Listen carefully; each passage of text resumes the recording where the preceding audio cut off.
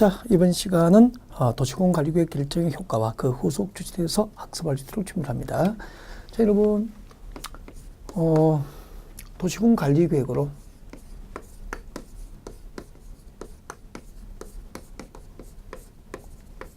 이 도시공 관리구역이라는 행정계획에 의해서 자, 서울시 녹지 지역 30만 제곱미터를 주거지로 변경하기 위한 정책이 도시공 관리계획으로 정책이 입안돼서 방금 이제 정책으로 결정이 된 거죠.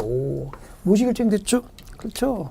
서울시 녹지 지역 30만 제곱미터죠. 서울시 녹지 지역 30만 제곱미터를 주거지로 변경합니다. 주거지로 변경한 도시공 관리계획이 정책으로 입안되어서 방금 정책으로 결정이 됐습니다. 결정되면은 광역도시가 도시공 기본계획은 일반 국민을 구성하는 법적 구성력이 있어 없어요? 없죠. 없지만 도시공 관리계획이라는 이 행정계획은 일반 국민을 법적으로 구성할 수 있는 구속적 행정계획이에요. 그래서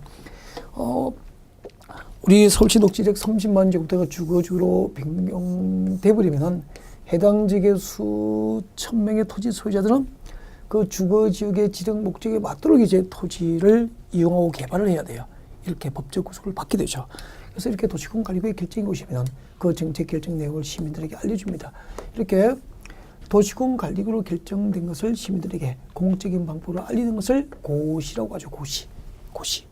자, 그때 중앙정부는 이제 국토교통부죠. 국토교통부에서는 이런 정책 결정을 알리기 위해서 관보를 발행해요. 관보. 그리고 자치단체, 서울시라든지 경기도, 자, 이런 자치단체, 시구는 공보를 발행하죠.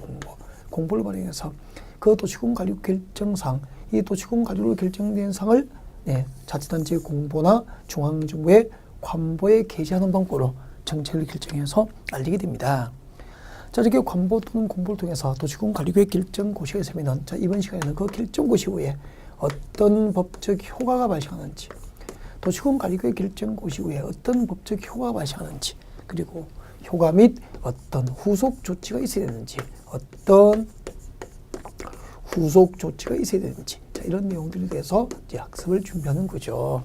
그래서 여러분 제목을 잡아야 됩니다. 도시공 관리구역 결정 고시 후에 어떤 법적 효과와 어떤 후속 조치가 있어야 되죠? 라고 제가 물으면 대답을 할 수 있도록 제목을 읽어야 됩니다. 첫 번째요.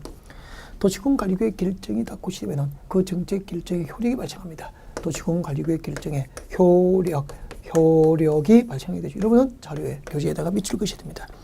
자, 도시공 관리구역 결정이 고시되면 정책 결정의 효력이 발생하는데 언제 발생하죠? 시험에 자주 나와요. 도시공 관리구역 결정의 효력은 밑줄 그으십시오. 그 후속 조치로서 지행도면 고시를 한 날입니다. 지행도면을 고시한 날 정책 결정의 효력이 발생합니다. 도시공 관리구역 결정이 고시되면 그 후속 조치로서 지행도면 고시를 하게 되고 그 지행도면 고시를 한 날 정책 결정의 효력이 발생하게 되죠. 근데 솔직히 지행도면이 무엇인지 몰라도 시험은 쳐요. 그러니까 지행도면이 무엇인지를 물어보는 게 아니고 도시공 관리구역 결정이 고시됐을 때 정책 결정의 효력이 언제 발생하는지, 즉 지행도면 고시를 한 날 발생한다. 이것을 묻는 문제가 나오지 지행도면이 무엇인지 단어 시험에 나온 적은 없다는 거죠.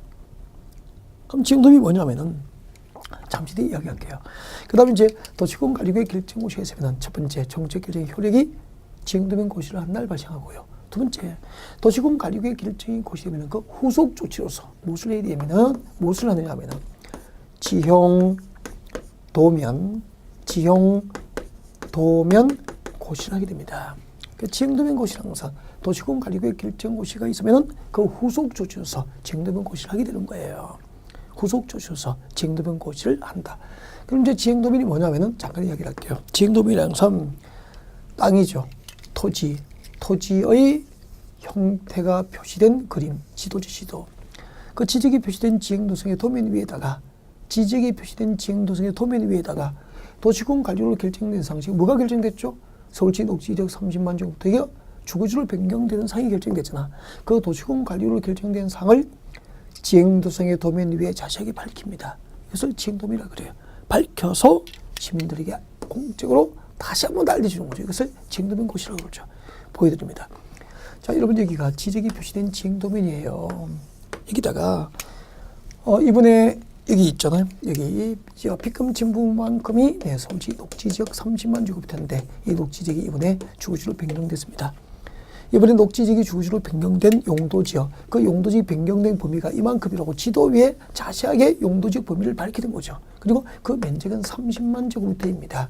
그리고 용도지역이 변경된 위치는 서울, 강남, 대치동 산 200번지입니다. 이렇게 용도지역이 변경된 위치, 용도지역이 변경된 면적, 그리고 용도지역이 변경된 범위를 지적이 표시된 지행도성의 도면 위에다가 자세하게 밝히면 이 도면을 지행도면이라고 그러고, 이 지행도면 위에 밝혀서 정책 결정 내용을 자세하게 상세하게 다시 한 번 더 시민들에게 구체적으로 알리는 것을 지행도면 고시라고 하는 거죠. 왜냐하면 도시공관리구로 녹지지역이 주거지로 변경하는 정책이 결정됐을 때 관보나 공보에 계좌에 한번 고시해서 알렸잖아요.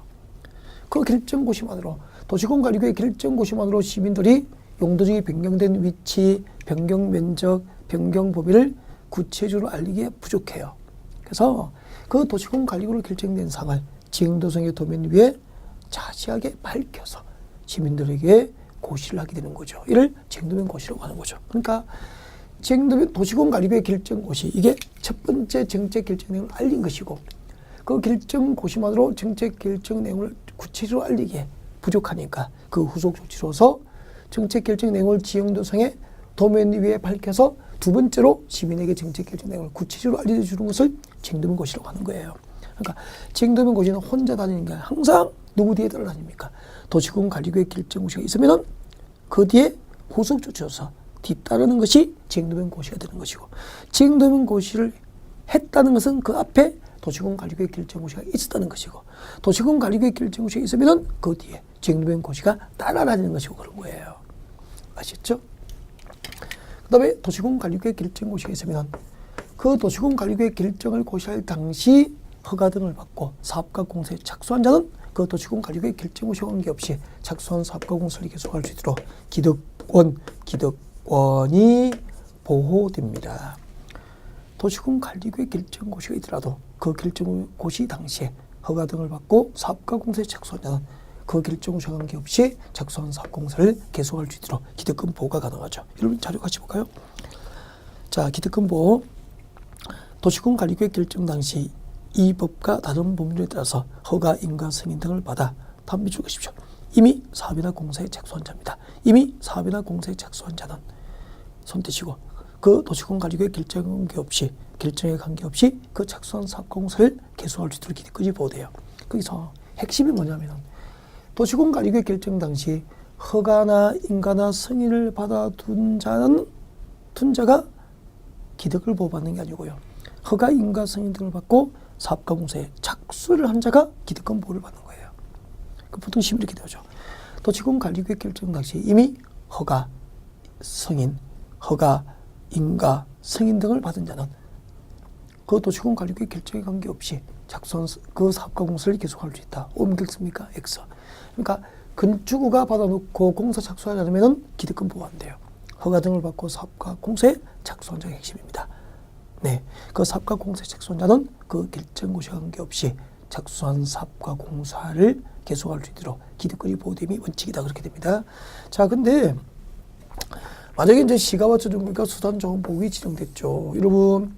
여러분이 허가 등을 받아서 사업공사에 착수를 했어. 공사가 막 이제 진행 중이었죠. 근데 그 동네에 뭐가 지정되느냐면 나중에 배우게 돼요. 시가와 조정구역과 수단조항보호구역 지정을 하기 위한 도시공관리계획 결정고시가 되어버린 거예요. 그러면은 여러분이 허가 등을 받고 사업공사에 착수해서 공사가 진행 중인데 나중에 시가와 조정구역과 수단조항보호구역 지정을 결정고시했으니까 시가와 조정구역과 수단조항보호구역 지정 결정고시가 먼저입니까? 여러분의 공사 착수가 먼저입니까? 착수가 먼저잖아. 그래서 이렇게 시가와 조정구역과 수단조항보호구역 지정을 하기 위한 도시공관리계획 결정 당시 이미 사업가 공사에 착수한 자는 그 착수한 사업가 공사를 계속하기 위해서는 그 결정고시로부터 매달 3월 내에 착수한 사업가 공사 내용을 관할 시청군청에 가서 신고하면은 신고한 사업가 공사를 계속할 수 있도록 기득권 보호를 받게 됩니다. 처음부터 하면 이렇게 되죠. 도시공관리계획 결정을 고시할 당시 이미 허가 등을 받고 사업가 공사에 착수한 자는 그 결정고시와 관계없이 작성한 사업과 공사를 계속할 수 있다. 이게 원칙이에요. 다만 시가와 조정구역과 수산자원보호구역 지정을 결정고시할 당시 사업과 공사에 작성한 자가 그 작성한 사업과 공사를 계속하고 할 때는 그 결정고시로부터 몇 월이죠? 그렇죠. 3개월 내에 신고하면은 그 신고한 사업과 공사를 계속할 수 있도록 기득권 보호를 받을 수 있다는 이야기예요. 이해가 됐죠? 네. 우리는 지금 도시군 관리구역 결정고시 후에 어떤 효과와 그 후속 조치가 있게 될까를 지금 학습을 하고 있는 거죠. 네. 제일 먼저 도시군 관리구역 결정고시가 있으면 네, 후속 조치로서 쟁도변 고시를 한 날 그 정책 결정의 효력이 발생합니다. 그리고 두 번째, 도시군 관리구역 결정고시가 있으면 그 후속 조치로서 쟁도면 고시를 하게 됩니다. 그리고 세 번째, 도시군 관리구역 결정고시가 있으면 그 결정고시 당시 허가 등을 받고 사업과 공사에 착수를 한 자는 그 결정고시와 관계없이 작성 사업 공사를 계속할 수 있도록 기득권 보호를 받습니다. 이것이 한 거죠. 그 다음에 이제 도시군 관리구역 결정이 고시되면 네 번째, 5년마다입니다. 5년마다 타당성을 검토합니다. 5년마다 타당성을 검토해서 타당성을 검토하여서 그 결과를 가지고 도시군 관리구역을 정비하게 됩니다. 광역도시계획은 타당성 검토에 관한 규칙이 없어요. 그러나 우리가 앞 시간에 공부했던 도시군 기본계획과 그리고 지금 학교에서 보이는 도시군 관리계획은 모두 몇 년마다 5년마다 타당성 검토 과정을 통해서 계획을 정비하도록 규정하고 있는 거죠. 네. 그리고 이제 다섯 번째, 국공유지 처분 제한입니다. 국공유지.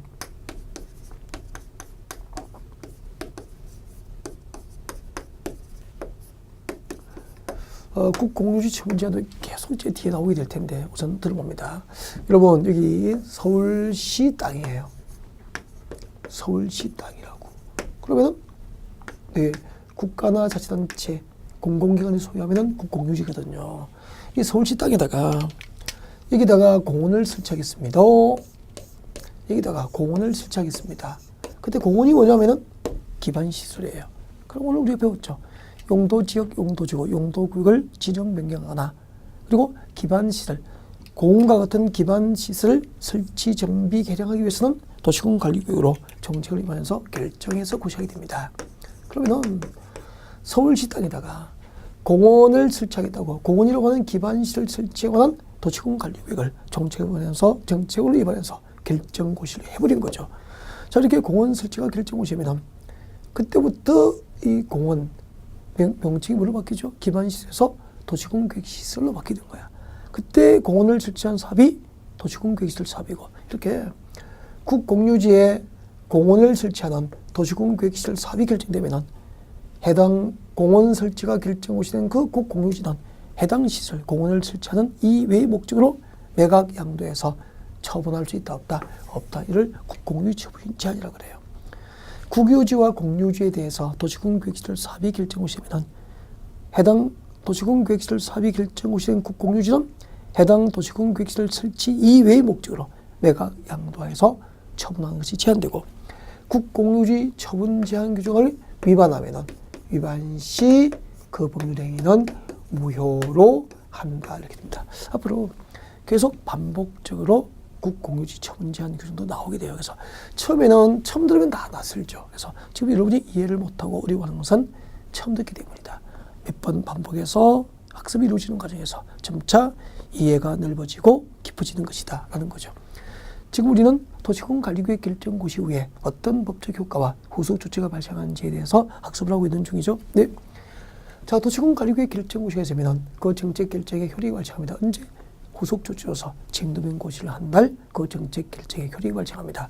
다음 두 번째, 도시군 관리구역 결정고시만으로 정책 결정 내용을 알리기에 충분하지 못하기 때문에 도시군 관리구역 결정고시가 있으면 그 후속 조치로서 도시군 관리구역 결정상을 지행도성의 도면 위에 자세하게 밝혀서 무슨 도면이죠? 지행도면이죠. 지행도면으로 밝혀서 정책 결정 내용을 다시 한 번 더 고시하게 됩니다. 즉 지행도면 고시를 하게 됩니다. 그리고 도시군 관리구역 결정 당시 허가 등을 받고 이미 사업과 공사에 착수한 자는 그 결정고시와 관계없이 작성한 사업과 공사를 계속할 수 있도록 기득권이 보호됩니다. 다만 시가와 조정구역과 수산자원보호구역 지정을 결정고시할 당시 작성한 사업 공사를 계속하고자 한 자는 그 결정고시부터 몇 월이죠? 3개월 내에 신고하면은 그 신고한 사업과 공사를 계속할 수 있도록 기득권 보호를 받는다. 그리고 도시군관리구의 결정이 보시면 5년마다 타당성을 검토해서 정비한다. 그리고 국유지와 공유지의 기반 시설 설치를 결정 고시하면은, 즉 도시군 계획시설 사업 설치가 결정 고시면은 도시군 계획시설 사업 설치가 결정 고시된 국공유지는 해당 도시군 계획시설 설치 이외의 목적으로 매각 양도해서 처분할 수 없다. 그렇게 되는 거죠.